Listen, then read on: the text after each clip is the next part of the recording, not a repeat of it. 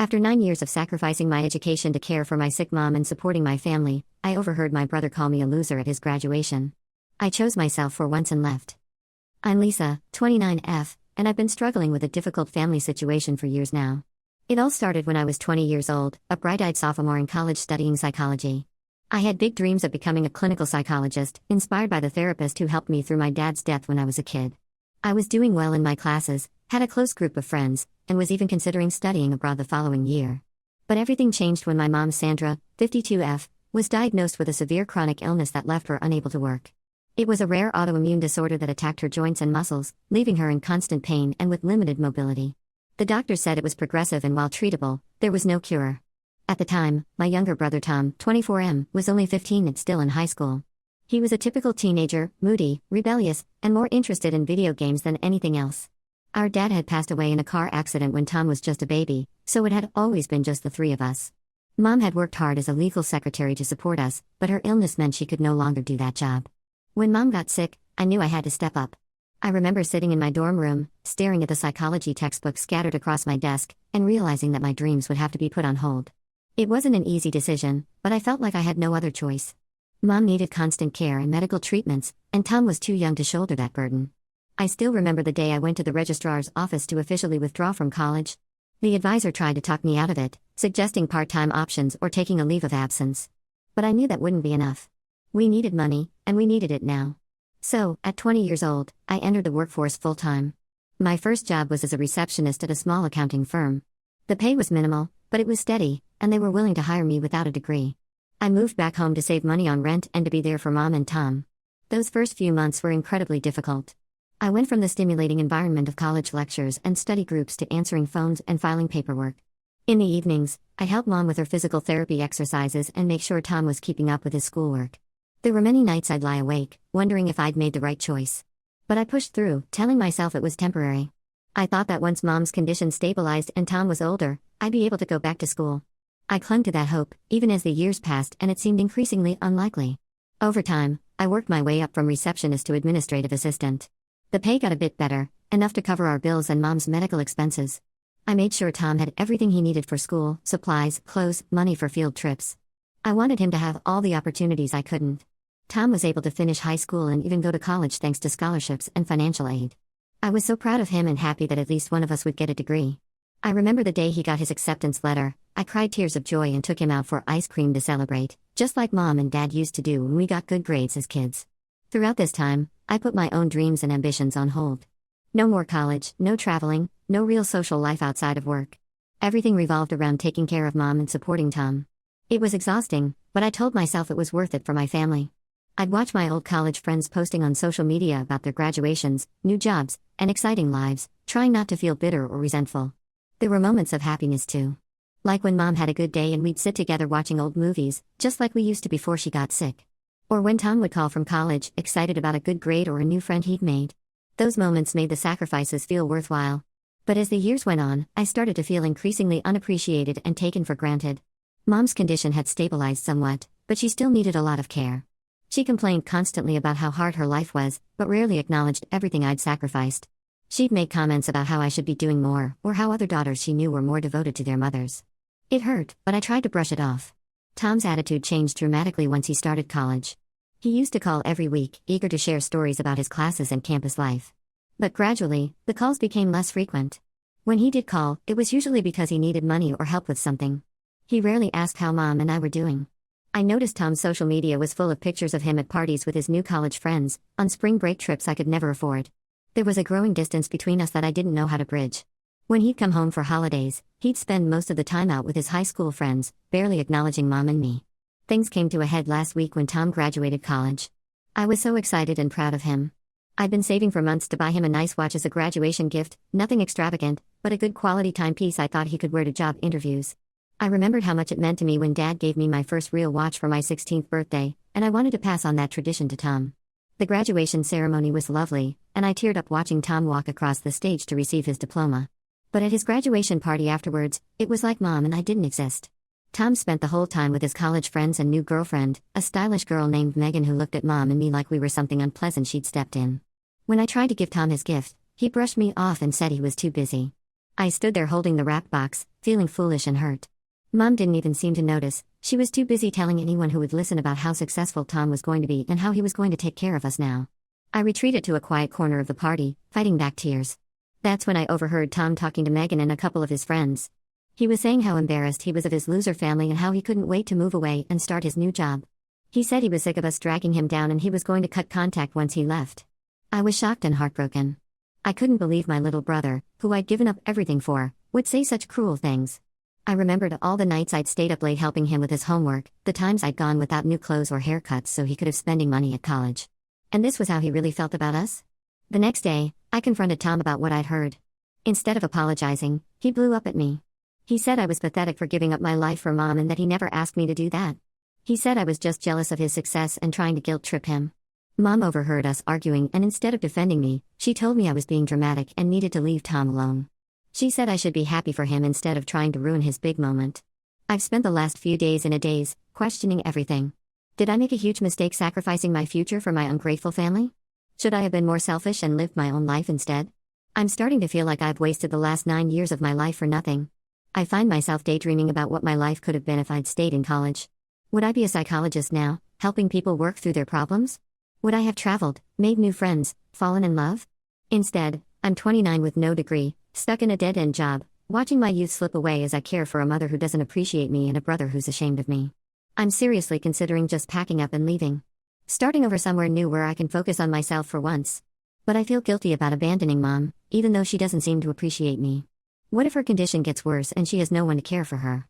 But then I think, why should I keep sacrificing my life for people who don't value me? I don't know what to do. Am I overreacting? Should I try to fix things with Tom and Mom? Or is it time for me to finally put myself first?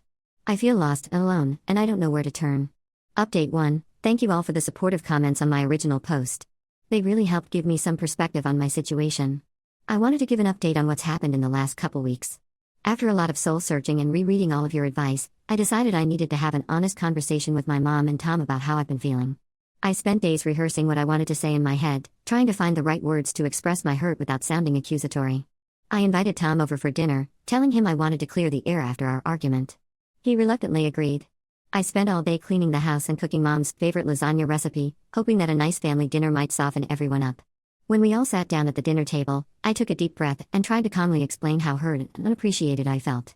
I told them about all the sacrifices I've made over the years, not just dropping out of college, but all the little things too. The vacations I never took, the friends I lost touch with, the relationships I never had time to pursue. I explained how their recent behavior has affected me, how it made me feel like all those sacrifices were for nothing. Unfortunately, it didn't go well at all. Mom got extremely defensive right away. She accused me of trying to make her feel guilty for being sick. She said things like, "I didn't ask you to drop out of college, that was your choice. And do you think I wanted to get sick and ruin your life?" She brought up how her own mother had cared for her sick father for years without complaining. I tried to explain that I wasn't blaming her for getting sick, just asking for some appreciation, but she wouldn't listen. Tom barely said anything at first, he just sat there pushing his lasagna around his plate with an annoyed look on his face. When I brought up the cruel things I overheard him saying at his graduation party, he didn't even deny it. He just shrugged and said, "Well, it's true, isn't it? You are kind of a loser." I was shocked he would say that to my face. I asked him how he could be so cruel after everything I'd done for him. He rolled his eyes and said, "Oh, here we go with the guilt trip again." Mom didn't even defend me. She just told me I was being too sensitive and that Tom didn't mean it like that. But I could see in Tom's face that he meant exactly what he said. He started listing off all his accomplishments, his degree, his new job offer, his plans to move to the city. Then he looked at me and said, "What have you done with your life? You're almost 30 and you're still living at home, working as a secretary. It's pathetic." I couldn't hold back my tears at that point. Between sobs, I told them how much their words hurt me. I reminded Tom of all the times I'd supported him, helping him with school projects, driving him to sports practices, buying him clothes for college when Mom couldn't afford to. I asked him if any of that meant anything to him. Tom's response was to stand up and say he was done with this toxic family drama. He said he was moving out next week and that maybe it was better if we didn't talk for a while. Then he walked out, leaving his dinner untouched. After Tom left, Mom turned on me. She said I was selfish for making everything about me when she's the one who's been suffering all these years with her illness. She accused me of trying to turn Tom against her. She said if I was so unhappy, maybe I should just leave too. I left the house in tears, feeling worse than ever. I spent the night at my friend Kelly's place, trying to figure out what to do next. Kelly has been my best friend since high school, one of the few friendships I managed to maintain over the years. She's always been supportive of me, even when I had to cancel plans last minute because of family obligations. She listened to me cry and vent for hours that night. The next day, I went back home to pack up some of my things. I've decided to move in with Kelly temporarily while I figure out my next steps. When Mom realized I was packing, she freaked out. She started crying and saying she didn't know how she would survive without me. She brought up Dad, saying he would be so disappointed in me for abandoning my family. For a moment I felt guilty and considered staying. But then she started in on how ungrateful I was being after everything she'd done for me. That was the final straw. I told her I was leaving and that I needed some time and space to myself. She tried to guilt-trip me by saying her health would deteriorate without me there. I stood firm and said she would need to figure out other arrangements. I suggested she look into home health aides or ask her sister for help. She said she could never trust strangers to care for her like I do, but I realized that was no longer my problem to solve. Packing up my room was a surreal experience. I found old psychology textbooks I kept, thinking I might go back to school someday. There were photo albums full of family pictures, vacations we took before Mom got sick, Tom's high school graduation. Looking at those smiling faces, it was hard to reconcile them with the people who had hurt me so deeply. I've been at Kelly's for about a week now. Mom has been calling and texting nonstop, alternating between angry messages about what a terrible daughter I am and pleading messages begging me to come home. I've blocked her number for now. Tom hasn't reached out at all. Kelly's apartment is small, but she's made space for me. It feels strange to suddenly have free time in the evenings, to not have to rush home to check on Mom or do chores. I'm still adjusting to the quiet, to not having to be constantly alert for Mom calling for help. I'm still struggling with feelings of guilt, but I also feel a sense of relief. For the first time in years, I'm putting myself first. I've started looking into classes at the local community college to finally finish my degree. I'm also considering applying for a new job, something more in line with my interests. I've even started going to a yoga class with Kelly, something I never had time for before. It's scary to think about starting over at 29, but also exciting. I know I have a lot of healing and self-discovery to do. I'm trying to rediscover who I am outside of being a caretaker. But for the first time in a long time, I feel hopeful about my future. Thank you all again for helping me find the courage to make this change. I'll update again when there are new developments. Update 2. It's been about a month since I moved out of my mom's house, and I wanted to give another update on how things have been going. Living with my friend Kelly has been a breath of fresh air. She's been so supportive and it's nice to have some peace and quiet for once. We've fallen into a comfortable routine, making dinner together in the evenings, watching movies on weekends. It's reminded me of how much I missed having close friendships. I've been using this time to really focus on myself and figure out what I want for my future. After years of putting everyone else first, it feels strange to prioritize my own needs and desires. But I'm slowly learning to do it without feeling guilty. One of the biggest steps I've taken is enrolling in 2 classes at the community college, Intro to Psychology and English Composition. It feels amazing to be back in school again after all these years. Walking into that first class, I felt a mix of excitement and terror. I worried I'd be the oldest one there, that I wouldn't be able to keep up after being out of school for so long. But my fears were unfounded. There are plenty of other adult students in my classes, some even older than me. And it turns out, all those years of managing household finances and juggling responsibilities have actually made me a better student. I'm more focused and disciplined than I was at 20. I forgot how much I loved learning. Discussing psychological theories in class has reignited my passion for the field. My professors have been really understanding about my situation and are helping me get back into the swing of things academically. I've even made a study group with a few classmates, which has been great for both academic support and socializing. Balancing work, school, and my new social life has been challenging, but in a good way. It's a different kind of stress than what I'm used to. It's stress that's pushing me to grow rather than just survive. I also started seeing a therapist to work through some of my feelings about my family situation. It's been really helpful to talk things out with a neutral third party. She's helping me set boundaries and work on my self-esteem. We've been exploring why I felt so compelled to sacrifice everything for my family and how I can build a life that includes taking care of others without losing myself in the process. As for my family, things are still pretty tense. Mom kept trying to contact me for the first couple weeks, alternating between guilt trips and angry messages. She'd say things like, "I hope you're happy abandoning your sick mother one day, and please come home, I need you the next." I maintained my boundary of not responding. Eventually the messages stopped. Tom reached out once, not to apologize, but to ask if I would help Mom move some furniture. I politely declined and suggested he help her instead. He got angry and said some more hurtful things about how selfish I was being. I didn't engage and just blocked his number too. Last week, I ran into my mom's sister, my Aunt Rachel, at the grocery store. I've always been close with Aunt Rachel. She was like a second mother to me growing up. She asked why I wasn't answering Mom's calls. I briefly explained the situation, feeling a bit nervous about how she would react. To my surprise, Aunt Rachel was very understanding. She said she had always thought it was unfair how much pressure was put on me growing up. She shared that she had gone through something similar with her own mother years ago and had to set boundaries to protect her own mental health. Aunt Rachel told me that Mom has been complaining to everyone about how I abandoned her. But Aunt Rachel said she knows that's not the real story. She's offered to help Mom out more so that the burden doesn't all fall on me. It was nice to feel like someone in the family was on my side for once. In terms of work, I've started looking for a new job. I had an interview last week for an entry-level HR position at a local nonprofit. It went really well, and I'm hopeful I'll get an offer soon. The pay would be a bit better than my current job and there's room for growth. More importantly, it's work that feels meaningful and aligns more with my interests. Overall, I'm feeling cautiously optimistic about the future. It's still hard some days. I have moments of doubt and guilt. Sometimes I lie awake at night worrying about Mom and how she's managing without me. But then I remind myself how much happier and healthier I am now that I'm prioritizing my own needs. I'm excited to see where this new chapter of my life takes me. For the first time in years, I feel like I have options and opportunities ahead of me. I'm rediscovering old passions and exploring new ones. Last weekend, Kelly and I went hiking, something I used to love but hadn't done in years because I never had the time. I know I have a long journey ahead of me. Untangling years of codependency and rebuilding my life won't happen overnight. But I'm committed to the process, no matter how challenging it might be. I'm learning to trust myself and my decisions, even when they're difficult. Thank you all again for your support and advice. It truly made a difference in giving me the courage to make these changes. I'll update again if there are any significant developments. Update 3. Hi everyone, I wanted to give one final update on my situation. It's been about 3 months since I moved out and a lot has changed. The biggest news is that I got the job at the nonprofit. I've been working there for about a month now and I absolutely love it. The work is challenging but rewarding, and my coworkers are great. We're working on programs to support underprivileged youth in the community, which feels meaningful and aligns with my interest in psychology. It feels amazing to be in a positive work environment for once, where my contributions are valued and appreciated. I'm still taking classes at the community college and doing well. I'm on track to finish my associate's degree by next year. Then I'm planning to transfer to a 4-year university to complete my bachelor's in psychology. It's been challenging balancing work and school, but I'm motivated in a way I haven't been in years. Living with Kelly has continued to be wonderful.